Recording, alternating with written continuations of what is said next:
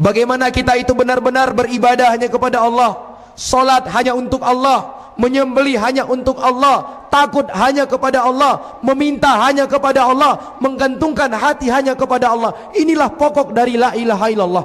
Bagaimana seseorang itu benar-benar memurnikan peribadahan dia kepada Allah Azza wa Jal, meninggalkan segala bentuk-bentuk kesyirikan kepada Allah Azza wa Jal. Betapa banyak kita lihat hari ini kaum muslimin yang terjatuh ke dalam perbuatan yang sangat berbahaya ini.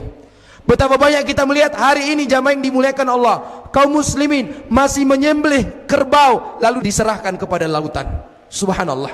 Apa ini jamaah yang dimuliakan Allah? Ini adalah kesyirikan yang ditentang oleh baginda Rasulullah sallallahu alaihi wasallam, yang karenanya lah Nabi alaihi salatu wasallam itu sampai berperang dengan orang-orang musyrikin Arab. Subhanallah.